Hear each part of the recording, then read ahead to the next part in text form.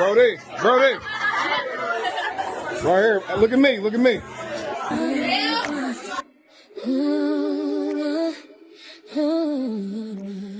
he hungry? Get them!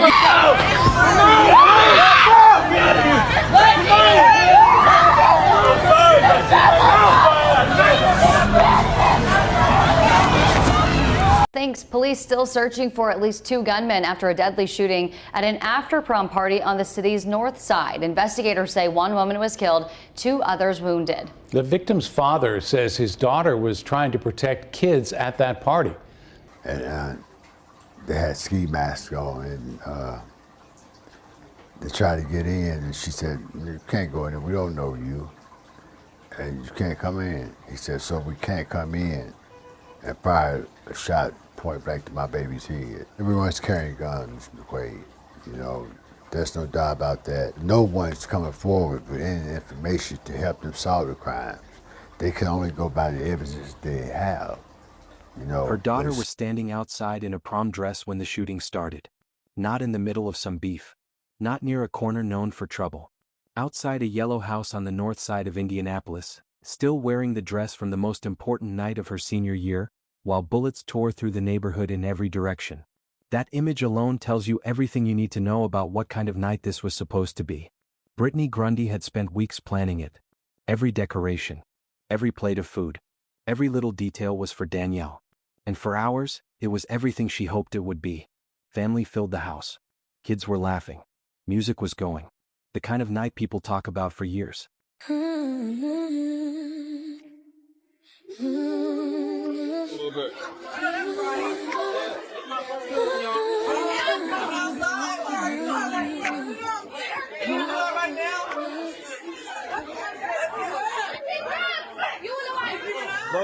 Brody. Right here. Look at me. Look at me.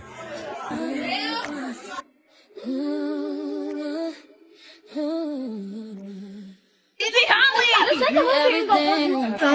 Get them! Get the shots of them!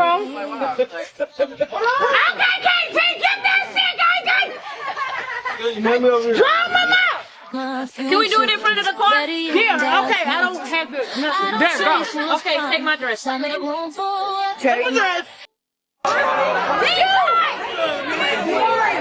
Wait, don't take it. The mamas that did this shit. Hold on. I ain't sitting down. I'ma hold you. It's a video right now. Y'all good? Oh, it's a video. Y'all ready? Y'all ready? Talk y'all shit real quick.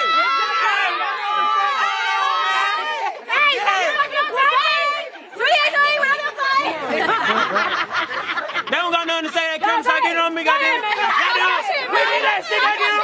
They did that shit, goddamn. We here, goddamn. We like it.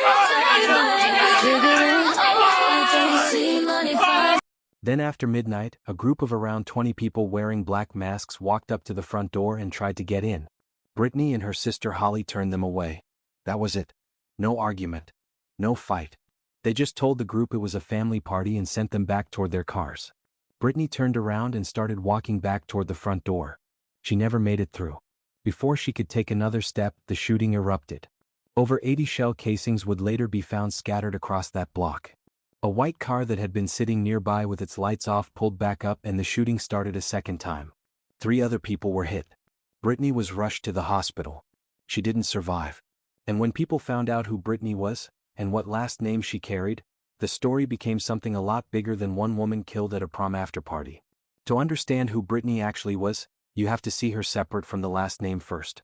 Because she was a real person who built a real life, and she deserves to be understood as that before anything else gets layered onto it.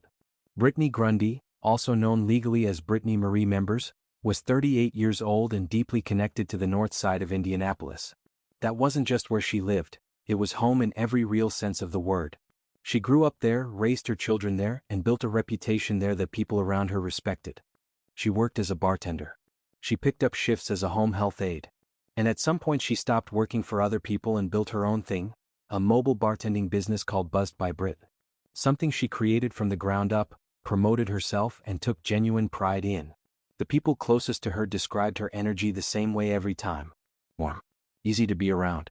The kind of person who could walk into a room and immediately make people feel comfortable. Not loud or dramatic, just real. Genuinely caring in a way that came through without her having to perform it.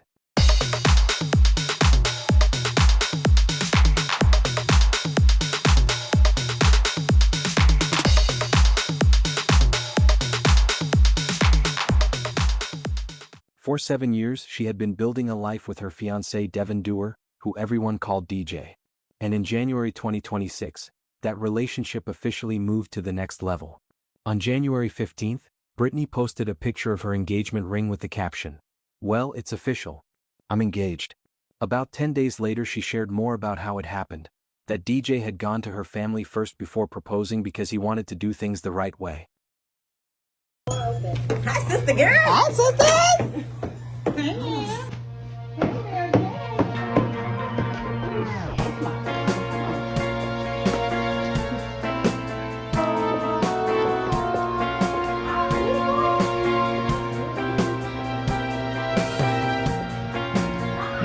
What are they doing here?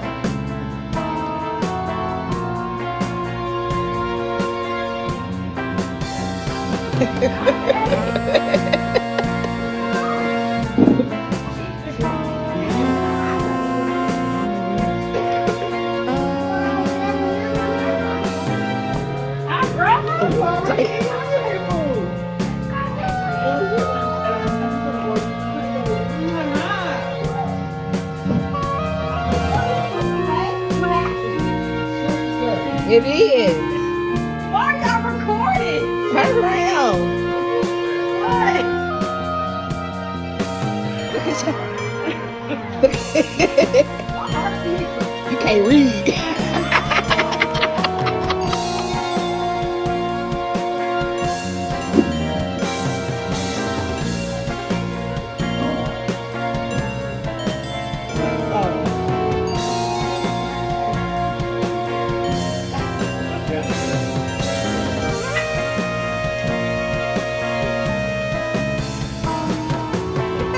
Okay then. Okay then.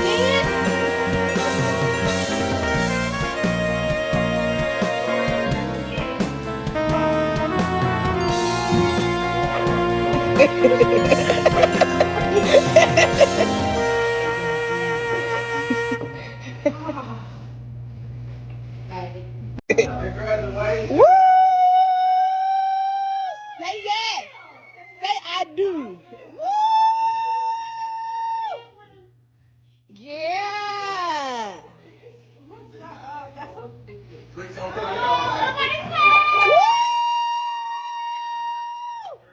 Look at your flowers. Your money rose. Britney said it wouldn't have mattered where he asked. She already knew her answer. She wrote that she couldn't wait to take his last name. The very next day, she posted a poem she wrote herself called "I Can't Wait to Marry Him." The poem talked about standing at the altar completely sure she was exactly where she belonged, promising him everything she had, realizing every version of her future looked brighter with him in it.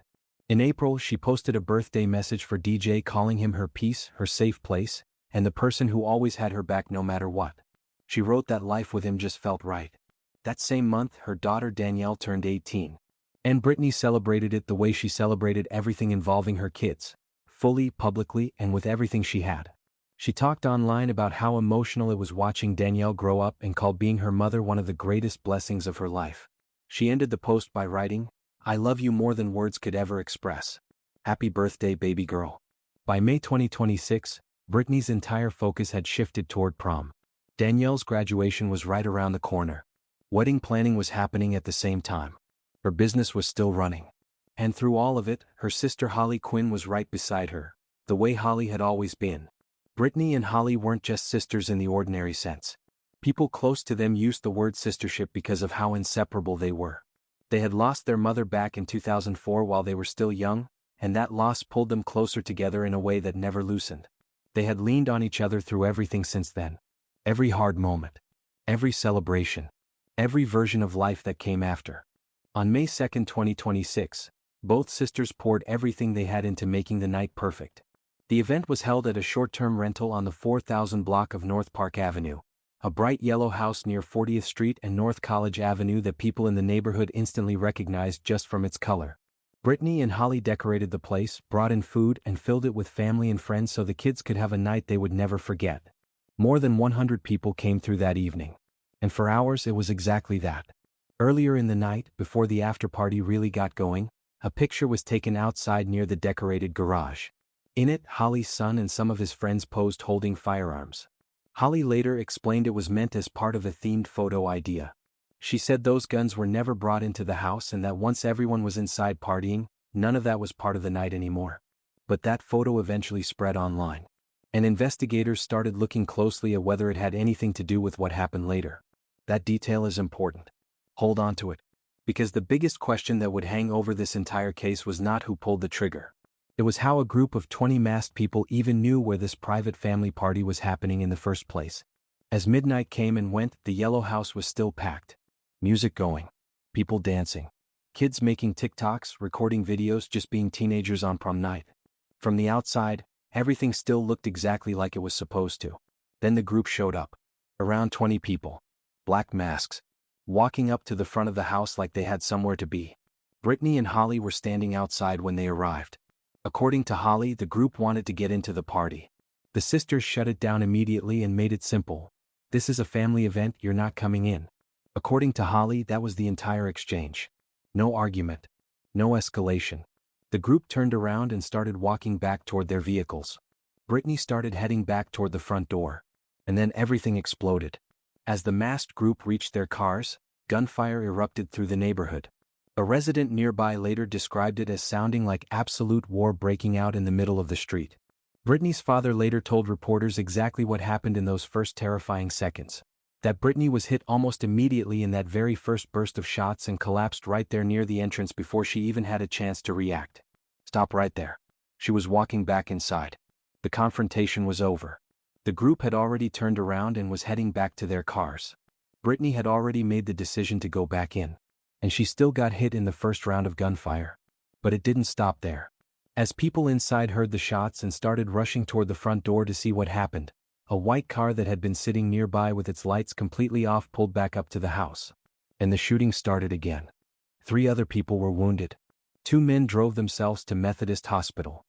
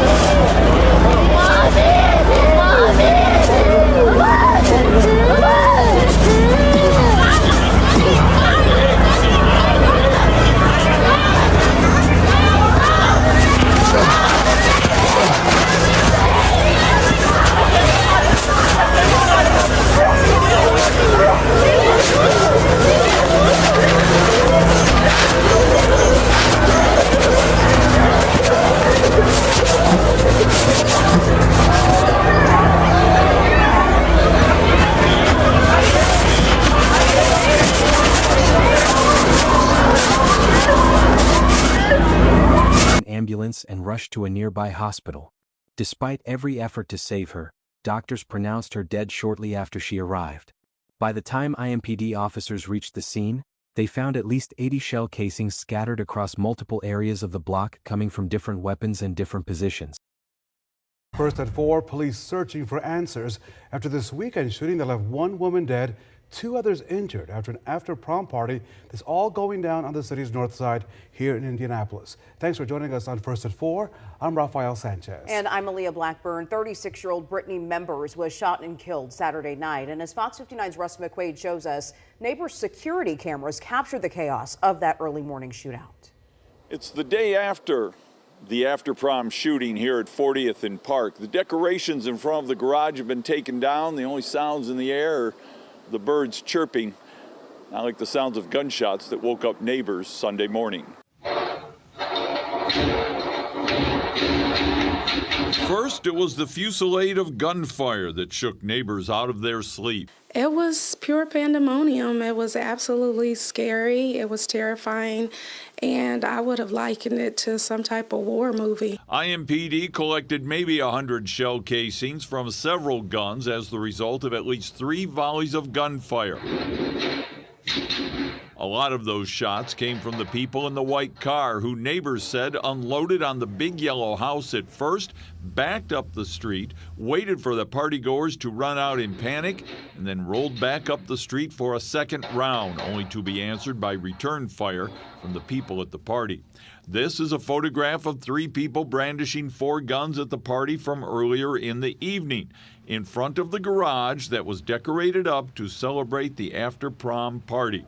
Brandy Mitchell's house across the street caught some of the bullets fired back at the attackers in the white car. We heard a lot of yelling, a lot of screaming, so we knew at that point it was gunfire.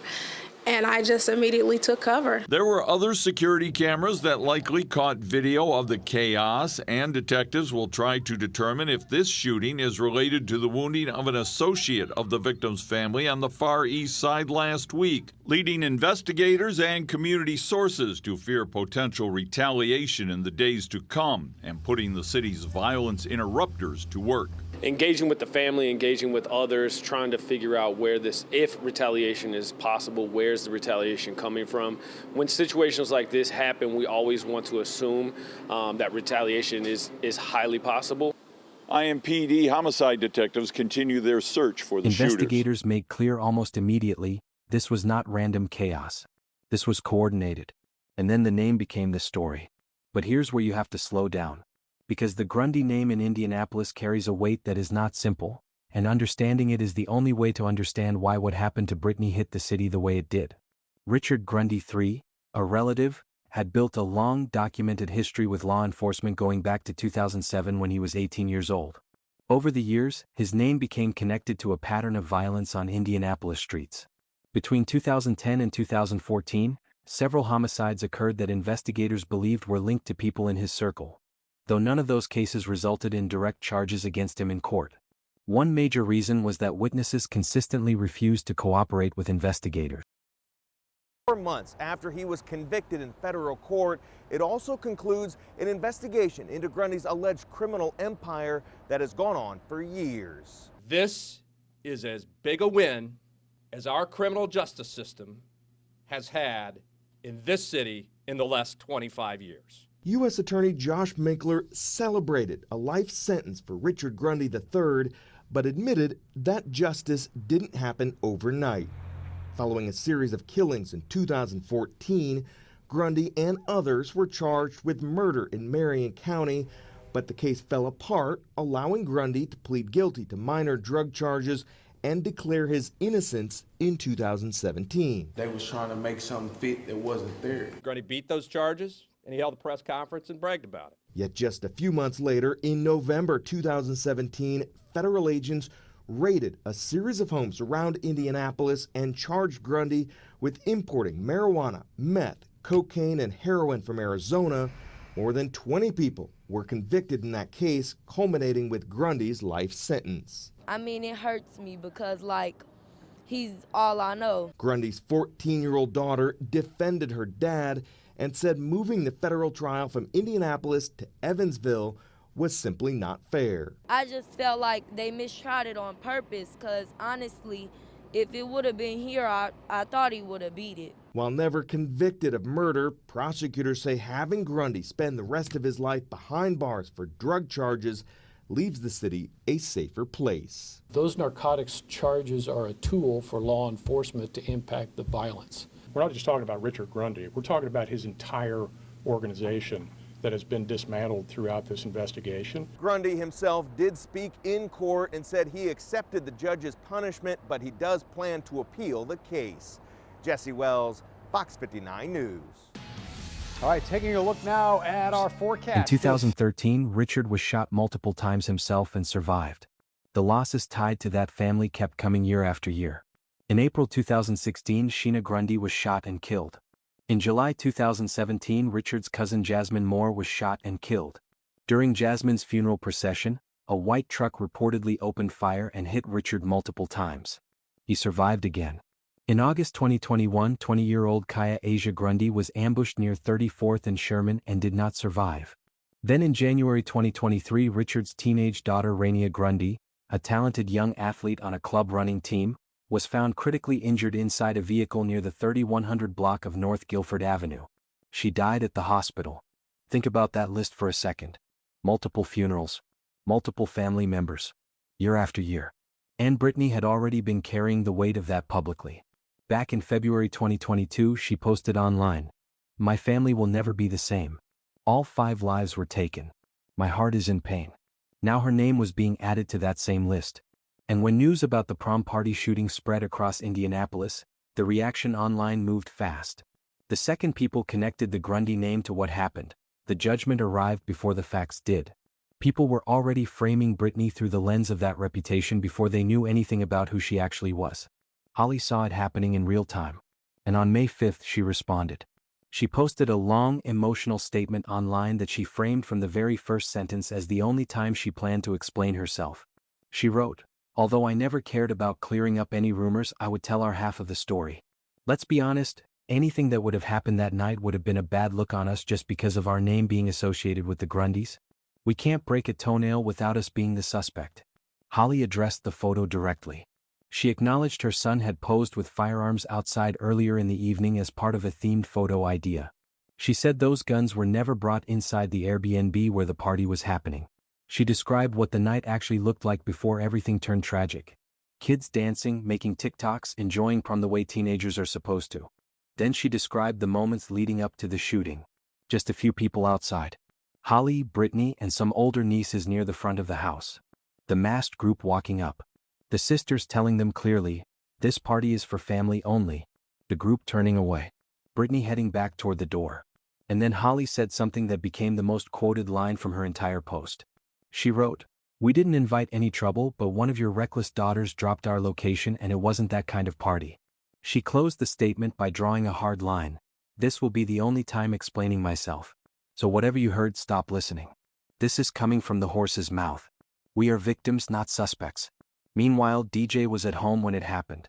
He had stayed back while Brittany went to the party. And on May 3rd, he posted something that stopped people cold. He wrote, "I planned my whole life with you and I never got to say I do." He apologized over and over. He blamed himself for not being there. He wrote, "Britt Brat, I am so sorry. I should have never left you there, but you told me you will see me later." He said he stayed awake the entire night waiting for her to come home, not knowing she never would. He blamed himself for missing her call. "Baby, I stayed up waiting for you to come home and I am so sorry I missed your call. If I would have answered, maybe I could have changed this because you would have been with me." Then days later, just one sentence. He wrote, "I never got to say I do. I'm sorry I waited too long, Britt." And then there were Danielle's posts. Brittany's daughter wrote that her mother had put everything into making prom night perfect for her. She said it truly was. But underneath that gratitude was complete devastation. She talked about all the small things people never think about until someone is suddenly gone forever. The rides home, the random check-ins, the everyday moments that disappear overnight. She ended one post with words that hit thousands of people across social media. "Please come visit me in my dreams. I love you to the moon and back, my forever lady. I'll never forget about you." Later that same night, Danielle posted again. She thanked her mother one more time for prom and then wrote, "I'm so sorry. You were supposed to be getting off work right now, coming home for me. I love you." Before Brittany's death, she had shared a post online that people went back to find after she was gone. She wrote, "I'm choosing peace in a quiet way. Not because nothing affects me, but because I no longer let it control me. I can feel things without carrying them. I can care without losing myself. My mind deserves gentleness and my heart deserves strength. I'm protecting my peace softly. No anger, no chaos, just boundaries. What tries to disturb me will meet calm. What tries to shake me will meet strength. I'm grounded and I'm not moving."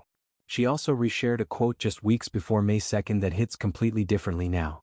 The quote read, "Once your mom passes away, nothing, I repeat, nothing is the same." Brittany had been living that truth since 2004. She lost her own mother at a young age. She knew exactly what that weight felt like. She had carried it for 22 years. And now her own children are living it. Okay. Yeah. Because I will sit right here all day. You'll sit here all day. Okay. Just don't get lost. I'm not gonna get lost. Don't help me. Who? You. I would drop you off. No, you're not. Let you find your way back home. No. Like Dora the Explorer. Definitely gonna get lost. You need a compass. No. Look for the North Star. That's what they say. Shut up. I want to rock talking. I want to see. I really want to see. As the investigation continued, IMPD confirmed they believed at least 2 shooters were involved. Detectives remained focused on the white vehicle captured in the Ring camera footage from that night. Investigators were also looking into whether the shooting connected to a separate incident the week before involving someone tied to the family on Indianapolis's Far East Side, though they had not officially confirmed that link at the time. Police also publicly stated they were actively working to prevent retaliation before more violence could follow. The property on North Park Avenue was also flagged. The yellow house was reportedly never properly registered with the city as a short-term rental. The property owner was given 30 days to bring it into compliance. Holly set up a GoFundMe called Honoring Brittany Members' Memory to help support the family. At the time this video was made, it had raised more than $7,000 and was sitting at around 85% of its goal. As of now, no arrests have been made. No suspects have been publicly identified. IMPD homicide detectives are still actively working the case. The white vehicle from that Ring camera footage remains one of the most critical pieces of evidence in the entire investigation. And that brings everything back to the question Holly put into words herself. How did 20 masked people know exactly where a private family prom after party was happening that night? Holly believes someone shared the location.